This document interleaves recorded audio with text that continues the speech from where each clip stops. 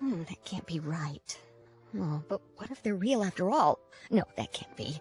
But what if there's a chance? Greetings, miss. Is there something that's bothering you? Oh, no, it's nothing. I'm Della Roche, the representative of the Fontaine Fishing Association. How can I help you? Oh, so you're adventurers. Oh, finally, someone has heard my prayers. Paimon could tell you were really bothered by something. Don't worry, you've got 2 super experienced adventurers right here. We'll take care of anything and everything for you as long as you pay us a little bit of mora. Oh, you are exactly the helpers I need. See, the problem is that the fish around a fishing spot at Araneus have just all up and vanished recently. They disappeared too quickly for it to have been the work of human anglers. As the representative of the Fishing Association, I had planned to go and investigate the area right away. Right, but unfortunately, as the representative of the Fishing Association, there are a few other errands that I absolutely have to run. So you'd like us to investigate the spot for you? Exactly, you're right on the Mora. So I thought I could delegate this work to you. Are you two some kind of prophets, knowing exactly what I was going to say like that? Or maybe like the oracles you read about in fairy tales? Yeah, we're just really experienced in this kind of thing, that's all. Well, I'm glad to hear it. I'll get a good night's sleep knowing the two of you are on the case. But don't we just need to investigate the missing fish? It really doesn't sound too difficult.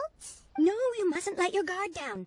As the representative of the Fishing Association, I have good reason to believe that the fish have gone missing due to an encounter with the water imps. Yes, you're both Outlanders, right? Our local fairy tales often speak of a terrifying underwater creature called Thelxie. The story our parents would tell us was always the same. If we went to the water alone, then we'd be snatched away and eaten by a water imp called Thelxie. A child-eating water imp?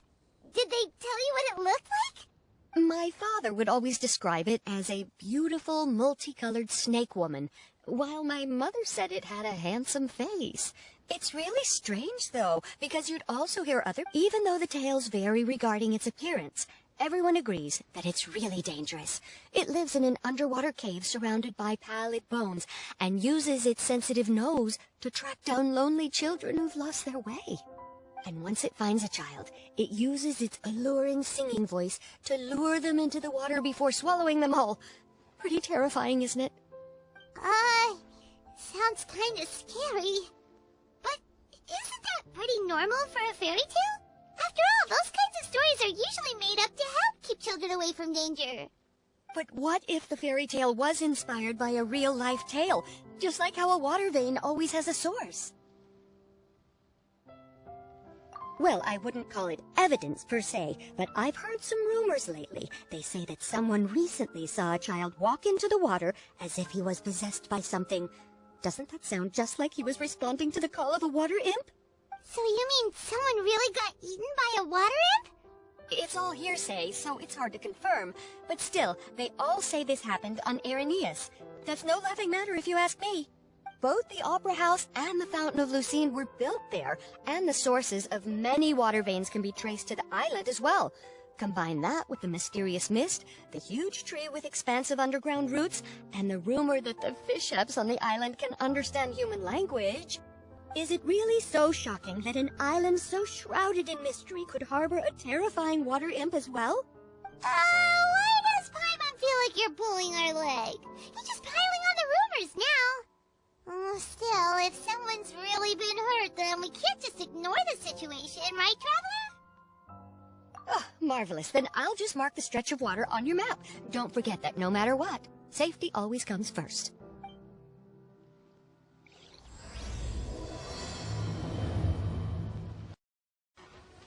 Is this the stretch of water Della Roche was talking about?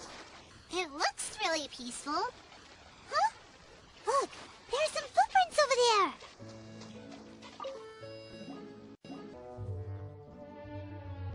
These look pretty fresh. Did the water imp get someone again? Let's look around and see if we can find anything else.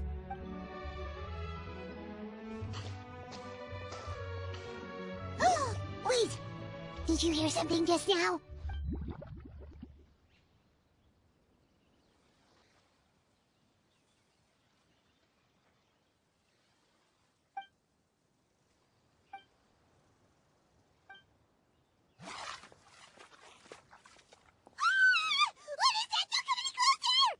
Paimon? Traveler? I'm sorry. I forgot I was still wearing this. Freminet! Paimon, are you okay? Paimon nearly mistook you for a water imp! Thank goodness it was just you wearing your helmet. Huh? A water imp? Thelxie, you say? How surprising. Huh? You know that name too? Or do you know someone else is trying to investigate the water imp? No, I think our situations are probably unrelated. Sure, if that's in order. I know the name because of one of my employers. She noticed the clockwork penguins I brought to the workshop and contacted me through the shop's owner.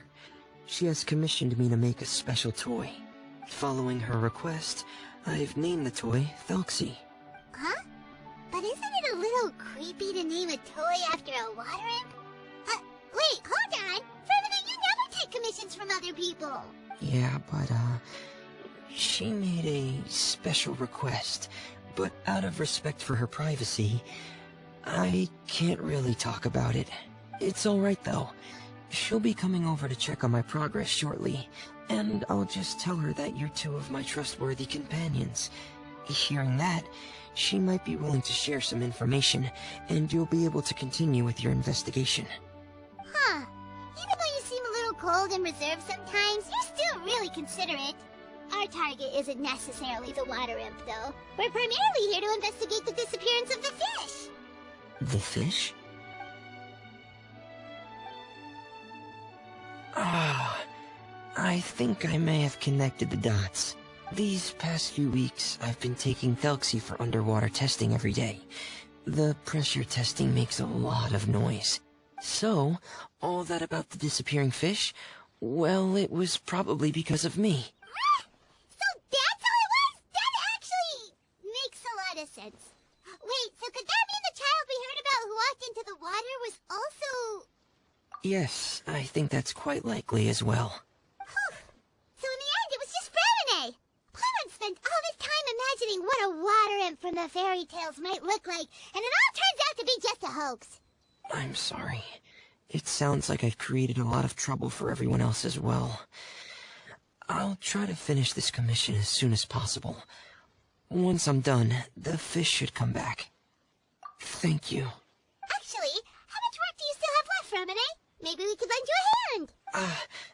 Thanks for offering, but I can't trouble you any more than I already have. Hey, it's no trouble at all. Didn't you just call us your trustworthy companions? Companions are all about helping each other, you know? But don't you need to report back to your commissioner? Nope, that's not how it works. See, Paimon's got these commissioner types all figured out, even though we were just tasked with finding out why the fish had gone missing. If we tell them now that it was all just a misunderstanding, you can bet they'd just immediately hand us another commission to help them get the fish back. Exactly, so if we can help you finish up your work and get the fish back, that would save us an extra trip.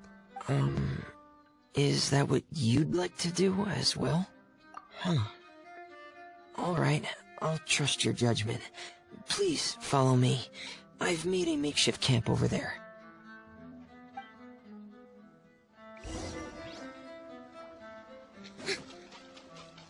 I've stored Thelxie in the tent. He can respond to some simple verbal commands.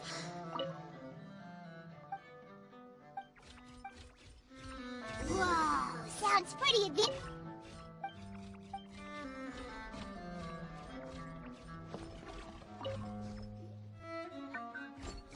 So that's Freminet's version of Thelxie.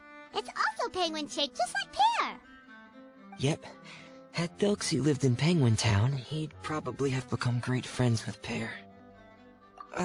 It's not really anywhere famous or important. Don't worry about it. Hey, Thelxie! Nice to meet you! Do you know how to say hello? I wanted to install a language output module, but due to time constraints, I had to give up on the idea.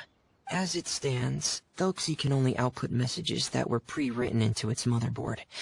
I haven't given him the ability to convert those messages into discernible words, so he can't really talk to us just yet.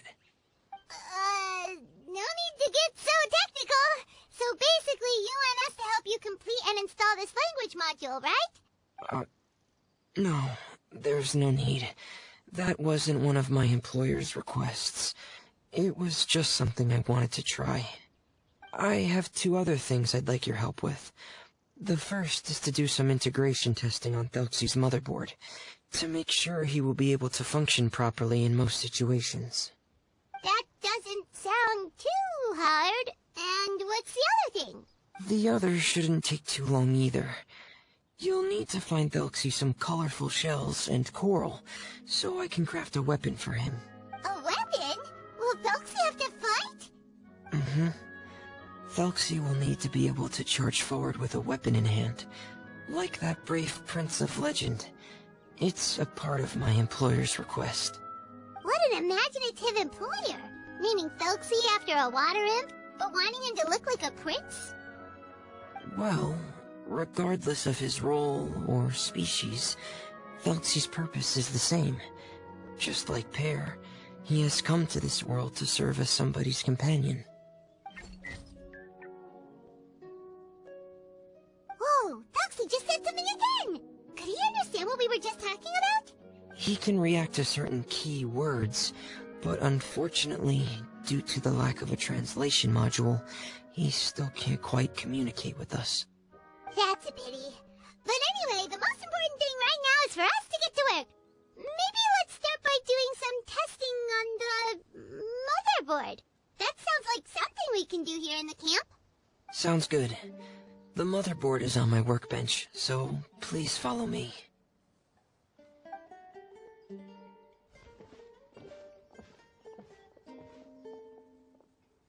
Ah, here we go. I have this testing manual, so feel free to reference it if you get stuck. Want to give it a try? It's okay if you don't succeed immediately. I've got a lot of backup boards just in case. Okay, knowing you, I'm sure you'll be able to figure it out.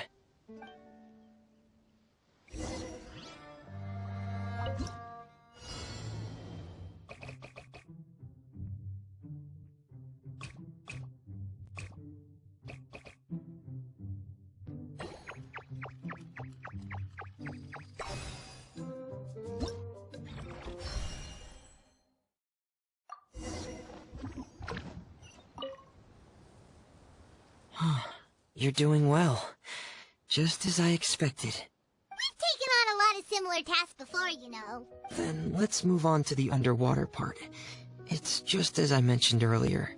We're after colorful shells and coral. Oh, speaking of which, you're both already pretty used to Fontaine's underwater environment, right? Okay, that's good. Just let me know if you ever feel uncomfortable. I'll make sure to stay right by your side.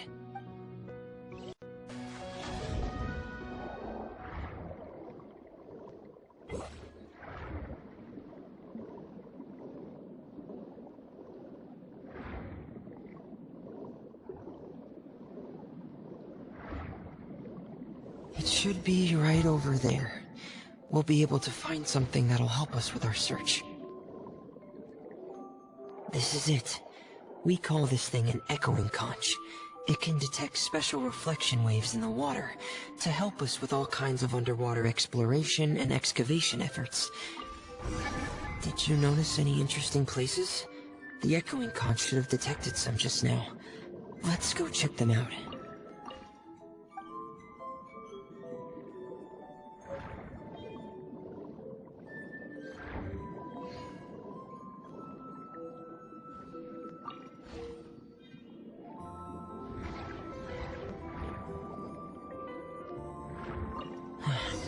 Alright, these should be enough.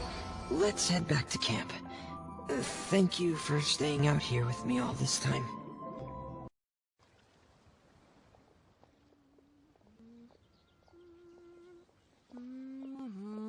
Ah, Freminet, you're back. I thought you might have been out diving. I'm sorry, Madame d'Estray. I must have kept you waiting. I can report, though, that the construction of Thelxie is going quite smoothly. There's no rush. I'm your employer, not your supervisor. And these two are... Oh, they're 2 of my trustworthy companions. They're here to help me work on Thelxie. Yes, I see. I suppose it's only natural for someone responsible like you to have some reliable friends. It's really nice to meet you, Madam Destray. Are you Freminet's employer? Paimon is Paimon, and this is the Traveler. Greetings, my new friends. Just call me Zuria. You are both so adorable. The sight of you reminds me of little fairies under a cottage roof. Oh, do you really think so? Of course. If my child had friends like you, then perhaps he wouldn't have become so obsessed with the tales of water imps. And I wouldn't have had to trouble Freminet here with this commission. Obsessed with the tales of water imps? Ah, so you don't know anything about my request yet? I would have thought Freminet had explained it to you already. Well, Freminet told us that it was a private matter, so he didn't want to just share it willy-nilly. I see. So Monsieur Freminet is even more discreet than I had thought. As you are assisting him with the project, I believe it'll be beneficial for you to learn more about its vision and history. But it would be quite impolite of me to simply pile all of my troubles on you without your permission. So, would you like to listen to my story? Sure, you can tell us anything. You've already said nice things about us, so we'll try our best to help you get through your troubles. Ah, what a lovely little fairy. Then let me think of a way to put my situation into words. I'm sure you're already familiar with the tale of the water imps, right? Simply put, parents came up with a story, painting water imps as starry abductors in an effort to convince their children to stay away from the water. My child is rather special, however. While most other children are terrified of Thelxie, he's infatuated with him. Infatuated? With a water imp? What a brave soul. Yes. He told me that he thought the water imp might have just been misunderstood. In his mind, instead of singing to abduct children, the water imp actually sang out of a longing for companionship. As a result, he often goes near the water in secret. Huh. So he wanted to become friends with the water imp so it wouldn't be lonely any longer? What a unique way of thinking. Thank you, little Paimon. He indeed has always stood out from the crowd. He was actually diagnosed with loneliness syndrome when he was only 8 years old. It's a type of mental disorder. Those affected by it often feel extremely lonely and lose interest in many mundane activities. The syndrome is probably what made him so determined to become friends with the water imp. Oh no. Is it a very serious disorder? If you were to become afflicted with the disorder, Paimon, you would only be able to say less than a fraction of the words you're saying to the Traveler now. No! Paimon won't accept that! We would have to find a doctor to help cure Paimon. Paimon has a 2,000-word quota for daily conversations with the Traveler, and she won't settle for a single word less! The family doctor has already begun to treat my son, but since the disorder is rare, there aren't many good regimens for treatment. He's also developed some new symptoms lately, such as uncontrollable delusions. Huh? Uncontrollable what now? Uncontrollable delusions. To put it simply, he can no longer differentiate between fantasy and reality. Then what is he seeing in his fantasy world? It's a dream that he often mentioned to me when he was younger. I've compiled what I could understand of his recent rambling. It goes a bit like this.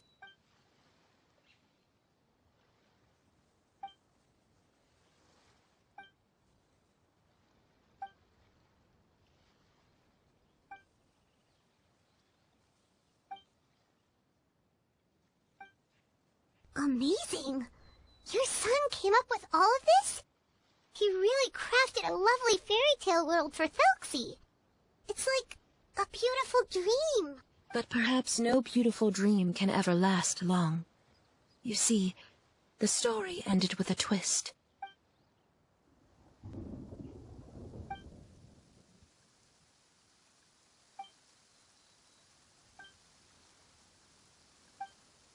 How could the story end like this? Is that kind of fantasizing what caused your son to develop his loneliness syndrome? Well, it'd be more accurate to say that it was the syndrome that caused such terrible delusions to manifest. But in any case, the biggest problem is the patient eventually loses themselves to the fantasy world of their own creation. My poor child can no longer differentiate between imagination and reality. He's begun to see himself as Thelxie.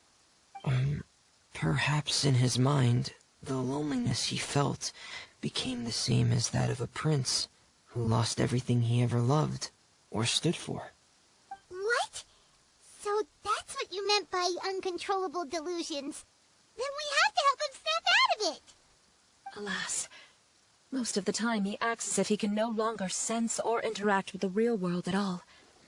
I've had several discussions with the doctor, and we think it is best to try to guide his fantasy.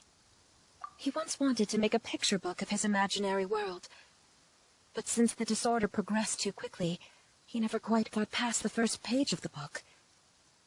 If we could use this book as a breakthrough for his condition... Here, you can take a look. Ah, so Zuria's-san also saw Thelxie as a penguin. Oh, he looks so sad. What we should do now is help him complete this picture book. However, we'll lead the story to a different ending. One where the Water Imp Prince is eventually able to restore his kingdom with the help of his friends. We'll need to chase away his loneliness and sorrow, and let him perceive a world full of hope again. That's what I mean by guiding his fantasy. But if we just need to finish the picture book, why does Freminet need to make a Thelxie as well? Because we need to treat the book's story seriously, as if it's a history of things that have really happened. We'll need to go on a journey like Thelxie, and help him regain his crown and country. But my child can no longer go on a journey of his own. This is why I commissioned Freminet here to craft a Thelxie, and then I'll paint the journey with this Thelxie into the picture book. Ah, like a stand-in for your son! Paimon's starting to get it now. Oh, you really put a lot of thought into this, Zuria. Paimon still has one question, though. Where will we be able to find a Water Imp Kingdom? There are some ruins on the seabed of the Salacia Plains. I've already asked Freminet to research them for me. We'll be able to use one of the ruins as the kingdom. Oh, so we'll just need to act out a performance of, a brave journey through the Kingdom of Water Imps. As long as we chase away the monsters in the ruins, it'll count as chasing away the monsters in the Water Imp Kingdom, right? Sadly, no. We won't just be putting on a performance. It's just as Zuria said. We need to take this seriously. And the only way we can take this seriously is if we choose to believe everything that's happening is real. So we'll be playing it straight? Or, making it a fully immersive experience? Oh, neither of those really sound right. Well, either way, we'll still be able to help, right? It's all right. There's no need to get that serious. It's not a big deal.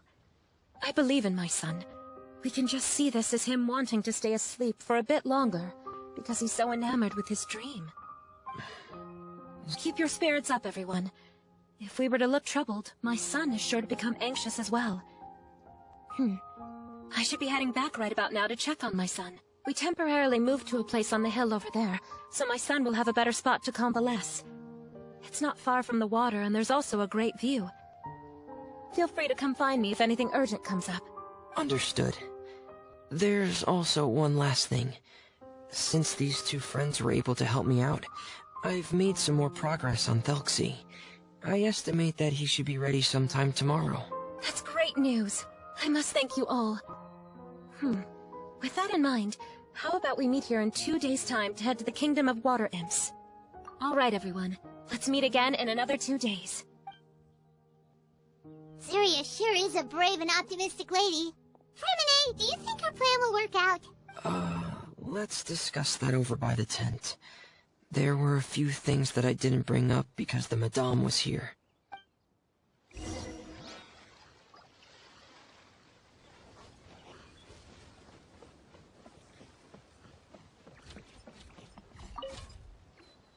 What is it, Freminet? What did you want to say?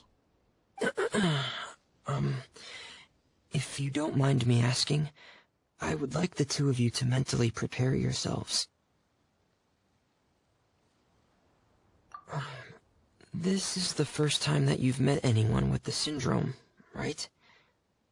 I know you two are both really strong and will do everything you can to help the child. But with the syndrome being the way it is, if things don't quite turn out as we wish, I hope you'll be able to accept the outcome and not put too much blame on yourselves. Freminet, why do you bring this up all of a sudden? Didn't we just promise Zuria that we'll be optimistic about everything working out? It's not that I'm not optimistic. It's just... Ah, so that's why you looked like you knew exactly what she was talking about.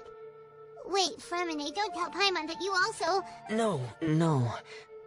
Please don't misunderstand. I've never had it. I've just seen many cases of it at the House of the Hearth, back when we lived under the previous director. They say there are many factors surrounding the development of this illness. I've heard everything from hereditary factors and one's state of mind, to environmental factors, and even ley line disorder effects. Some even say it could be caused by contamination from god remains. And from the cases I've seen, there weren't many positive outcomes. In the worst cases, the patient could even pass away. What? It could get that serious? And here Paimon thought they'd just stop talking as much. Yeah, that's just the nature of it.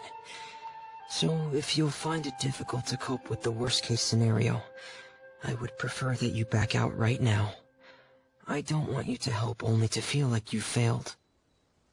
Hey, now's not the time to be joking around! Don't worry, Freminet. No matter how hard it might get, we'll be able to handle it. Really? Then in that case, let's see this real-life fantasy adventure together to the end. Yeah!